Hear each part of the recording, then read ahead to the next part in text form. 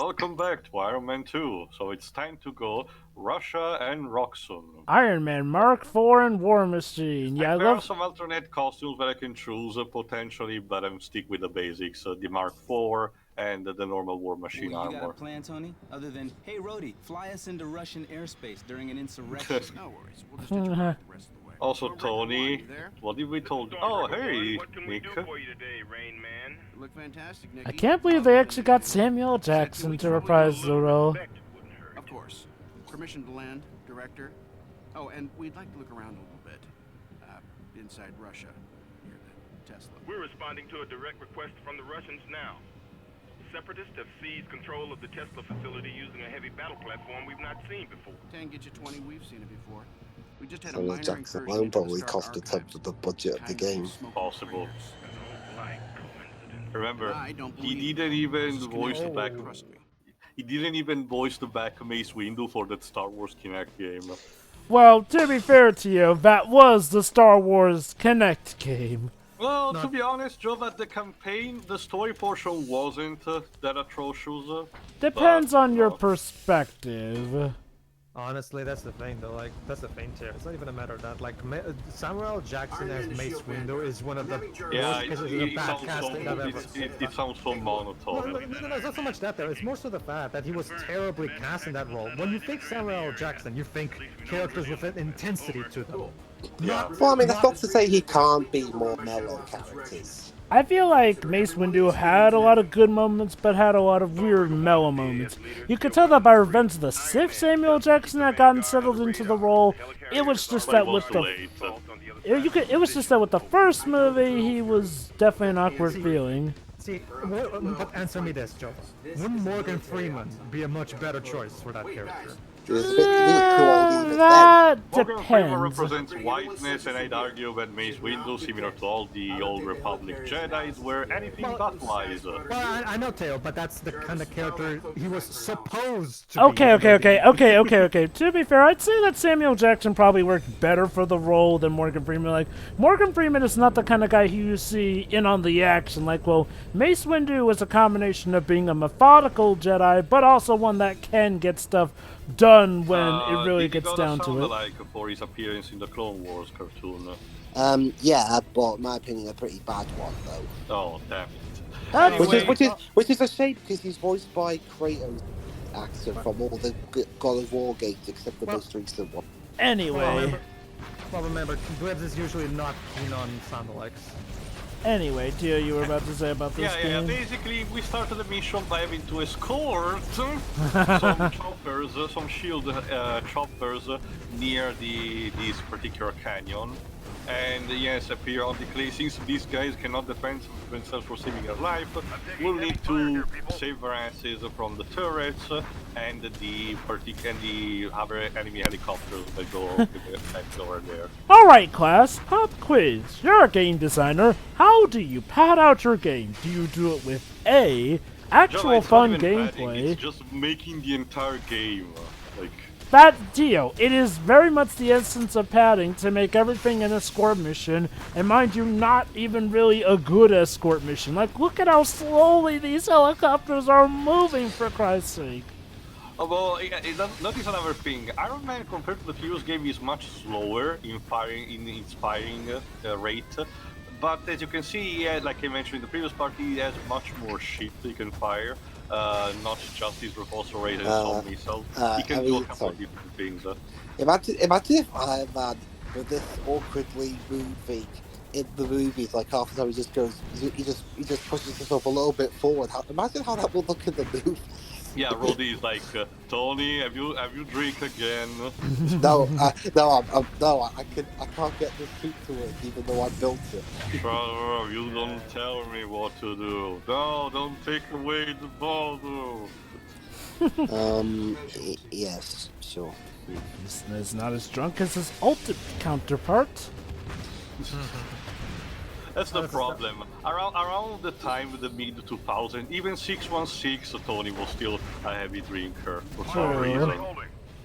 Well, it's interesting. Yeah, out of all the MCU little film series inside it, The only one that had numbers at the end was freaking Yeah, Iron Man. but pretty much after Iron Man 3, they stopped making their sequels numbered. Anyway. Yeah, when Fast and Furious can go up to number 9 with that. Also, yeah, you can see there's a lot of Wow. texture popping in this game, unfortunately.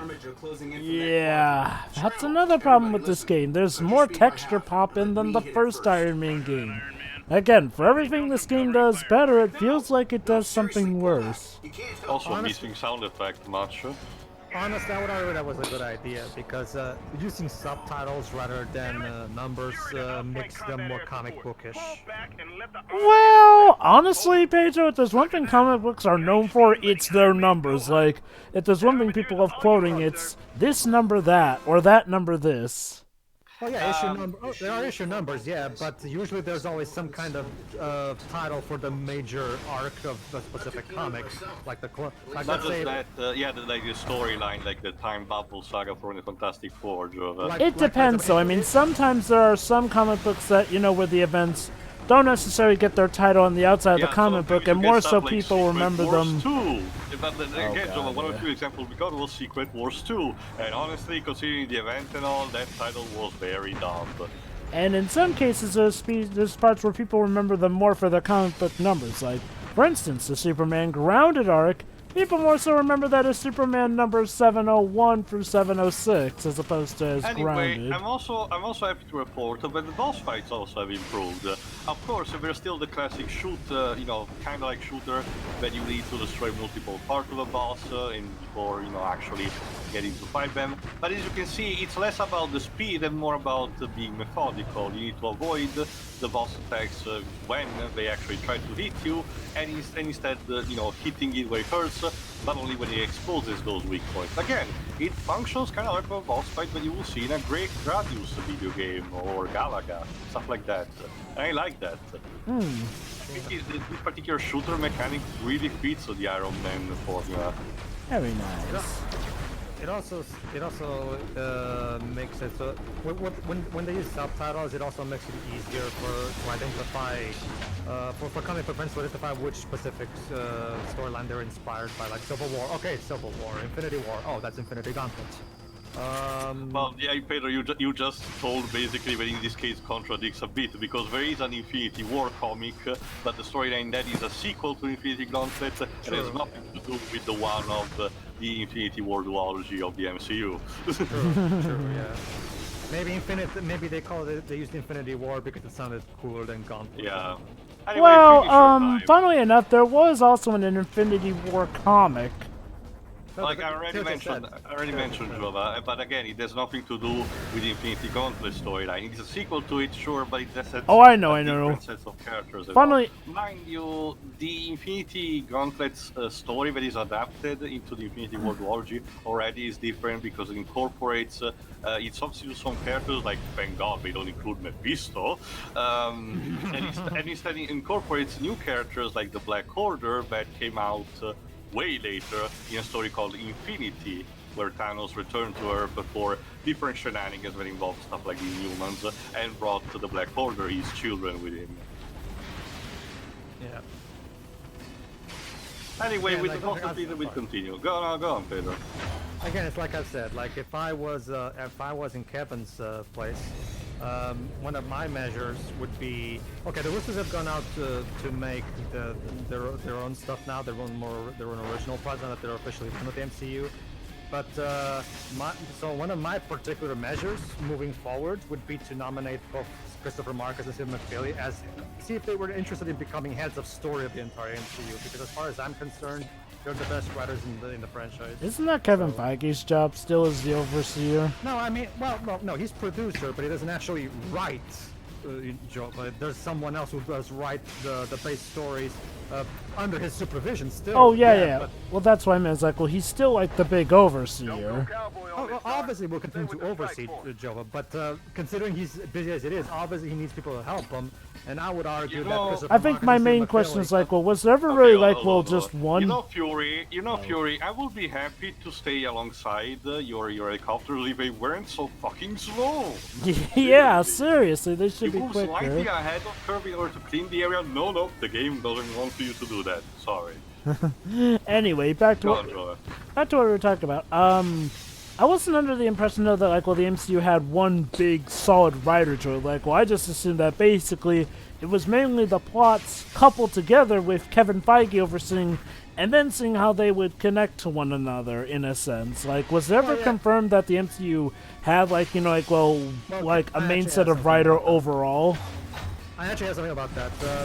Kevin once talked about the overall process. Every time it's time to start a new phase, him and his team, like Luis Esposito and other people from Marvel Studios, all the executives there, they get together and they have this pile of comic books, you know, and they talk about which comics they would like to make into movies, basically, or at the very least make stories that are inspired by said comics. You know, but basically a little round table to get some ideas for what to do in the next phase. You know, so the comics themselves are literally where it all begins in terms of inspiration. However, however, they're not screenwriters, so obviously they still need to get screenwriters to properly do things. And for each, like for example, one particular example I can think of is how Scott Derrickson, if you go check the credits for Doctor Strange 1, Scott Derrickson is the head of story, aside from a co-writer, he's also one of the story writers. So the filmmaker, so there's also head of stories involved, not just the producer. Now I'm just wondering who they're going to which get is- to replace him. Which is also what? Oh Remember yeah, Scott he's Del- leaving the MCU. That is literally a JPEG. Image Whoa, of the my Thanos. God! Jesus Christ. Wow, how lazy. Anyway, next phase we need to find instead some tanks and a battleship. But anyway, well, that makes sense also, Joven Pedro, because that also determines the fact that while the storyline progresses, the actual quality of the movie varies depending on the people behind them. Oh well, yeah, without a doubt. That's one of the main things that I think would be cool to have Christopher Marcus and Steve McFeely be not they don't need to screenwrite anything more. They can just be heads of story. Like they can help out and work with the other writers and make sure everything is on the level of the movies they wrote, like Infinity War, First Avenger, Winter Soldier, all that good stuff. Basically, have them be the ones to try to make sure. Because from my point of view, I agree with Linkara. Their movies are the best the MCU has to offer, and it would be cool to have them try to make sure that quality spreads to the rest of the MCU. But go ahead. In fact, speaking of the MCU, when I saw the news that Derrickson was leaving Doctor Strange 2, all across when I was reading people's reactions to it, a lot of them seemed to be some variation of, Kevin Feige doesn't want stuff to be different. He just wants to be all the same movies with the same stale jokes, etc., etc. What do you guys think of? Even though I was argue wondering, that the joke thing is more like hang an on. executive from Disney itself, not even. Hang on, just to be sure. What do you guys think of the whole stigma the MCU has of despite having different genres, all the films feel the same? Maybe. I could maybe see that criticism being a thing back in Phase 1, maybe Phase 2, but by Phase 3, I'd say that they have differing enough feels to the point where they definitely feel unique and all. Honestly, Dibs, that whole narrative that every single MCU, like for example, if you're going to try and tell me that Guardians of the Galaxy feels the same as Civil War, I don't even know what to tell you, to be honest, because those movies could not be any more different. Well, Gribbs, you think of it like this. Edgar Wright was supposed to direct and write the first Ant-Man, and yet Ant-Man turned out just pretty damn good still. Black Panther was originally going to be written and directed by Ava DuVernay, who later went on to make Wrinkle in Time. Wait. She was originally supposed to be the writer for Black Panther? I have never heard of this before! Well, and guess what, Jova? Now she's doing the New Gods for DC. Well, okay. Like I said, I mean, we can't judge a writer just based off of one thing, so for all we know, she'll be able to do better. However... No, Jova has a point. Her past works involve small-scale, character-driven dramas. Which were pretty good. She did a pretty great Selma film as well. She did Selma. I think the issue is that she's not really cut out for big action movies. Well, okay. To be fair, we haven't yet seen her do a big action movie, and I would not call A Wrinkle in Time a big action movie because that's more like a high fantasy sort of pick as opposed to big action. Anyway, we unlocked the control of the ship, and we need to get inside to destroy the resources that Roxxon has. Anyway, Glibs, to answer your question... All right. But don't worry, Jordan, I'll be quick. I'm a bit conflicted. I mean, on one hand, it's very disappointing that, you know... Look at how good I am at acting. But anyway, on one hand, it's a bit disappointing that, you know, after all the press conferences and that, and one of them was even, I think he was even on the stage while they were showing off the next phase of the MCU, the fact he's no longer on there. But I didn't really like Doctor Strange all that much either, so...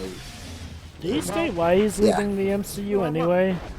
Well, look at the bright side, Glibs. In that case, from your perspective, that's actually kind of a cool sign, since maybe you'll see something. Question, Joe, that the official PR answer: creative differences. So we don't know. So anyway, you were gonna say, Jojo, in response to me question? Well, actually, I was saying. Go ahead then. I could maybe see that being a criticism in Phase 1 where they had a lot of the recurring issues here and there, but to be fair, that was when they were starting out with.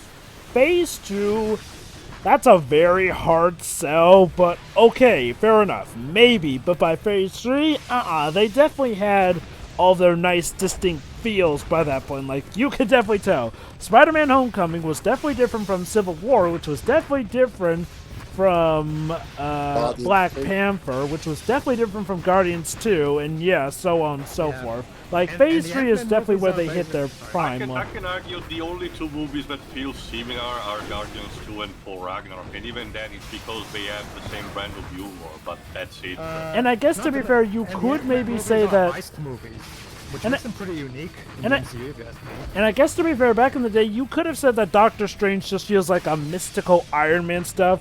And trust me, I will be the last person to deny that Doctor Strange and Iron Man are pretty similar. But aside from that, like I said, by Phase 3, the movies definitely have a lot of their, different personalities here and there. And by Phase 2, it's definitely starting to show. Okay, I mean, I would definitely give you that criticism for Phase 1, but that was back when they were getting a footing for themselves.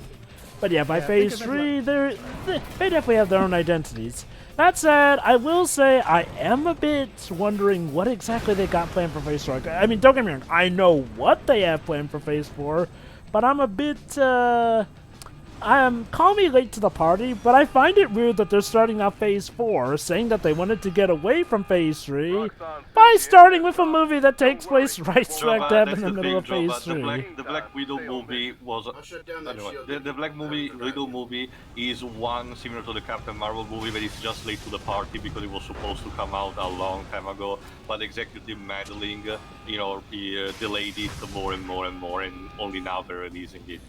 And also, when I said I was a bit mixed on Derrickson not being back, I felt more sorry for Derrickson as opposed to me being sorry that he's not. Sure. You know what I mean? Yeah, I can see what you mean, Michael. It must be a shame to leave something as big as the MCU, but if I didn't like the movie, so...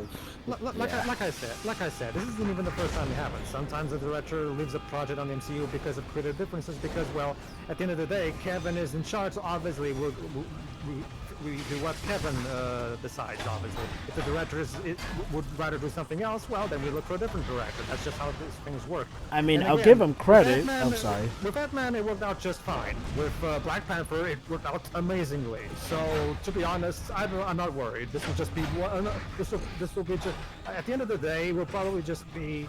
I forgot that. Was the script already written? There was an idea, sorry for the pun, but again, the idea behind it being supposedly a horror movie, but apparently they're not going with that now. But I do remember Kevin almost immediately specified on Twitter it was gonna be more, PG-13 rated. I mean, Hold not on. that you can't have a PG-13 horror movie, but yeah, I guess I can see how Yeah, the creative frame rate differences lagging. might. Oh Oh god, that frame rate. Wow, that is so beautiful. Oh, it's still I mean, going. maybe it'd be better if it wasn't a slideshow. We surrender. Where were you, War Machine? I And that's was the thing, off if you in the pick one character, the non-player other just category disappear or until the place. end. Well, he wasn't here. Yeah, I was off in the non-player realm. Don't worry, I'll pick you for that. Whoa! Please don't do that. You sure were. Jesus. But to elaborate, in terms of Hold like, on, babes. hang on. Just what do you think you're doing? Hey, you. You. Just needed to borrow a few hundred of your satellites. Tony. You don't have that kind of security clearance. With respect, sir, I do. Roxxon's armigers were remotely powered, and we need to find the source. I'll keep an eye on him. All right, but don't overstay your welcome. How many laws am I breaking right Too now? many. Just find the power source and get out. Since when have you cared, Tony? Look, Alt Energy Since large-scale he learned the power of power responsibility, facility Shiroi. It matched the range estimates and Oh, look hey, at that. It's check out the AIM. contractor. It has idea on Ah. According to this, they're building Comrade Hey, we satellite dealt with them in the towers first game, but now they're a thing basically this again. game, while being a sequel to the movie, remembers also what happened in the video game of the first movie, developed by same team and all. AIM is buying the energy off him to power the processor farm the stolen Jarvis code needs to run. Right. They got a brain, and now they have a heart, too. So we're only missing a body. Where did you get this image? It's my job. S.H.I.E.L.D. has a spy embedded Oh, in that hello, facility, Black and she Widow. flipped us that photo. Let me guess, she's not Unfortunately, voiced by Scarlett no, she's Johansson. not Scarlett Johansson. She show up in the next part, so I'll mention who she's voiced by then. Well, mind, I've S.H.I.E.L.D.'s heard a some of Shaw their scenario strictly until we voice hear more. acting roles, and well, I'm kind of glad actually. Not my strong suit. Ha. The facility is the target. If I she's didn't still like there, her as we'll get her Carl. out. Jarvis, prep the armor base. Let's be awesome. Let's be awesome. What he said. Anyway, I'll work on a better catchphrase. Just to Yeah. quickly elaborate at the end, yeah, if we're comparing since we're comparing sequels to films from Phase 3, I mean, in terms of stuff I'd like improved in the next, if we're comparing Black Panther to Doctor Strange, I mean, there's really only one thing I'd like improved in Black Panther 2, whereas there are a few things in to be improved in Doctor Strange. Like for Doctor Strange, please have the protagonist not be an unlikable douche. Make the plot more interesting and have something going for it other than just your effects. As for Black Panther, please get better effects, but that's it. Also, Jova, what do you think is worse? These catchphrases, let's be awesome, or the awkward high five in Marvel vs. Capcom Infinite?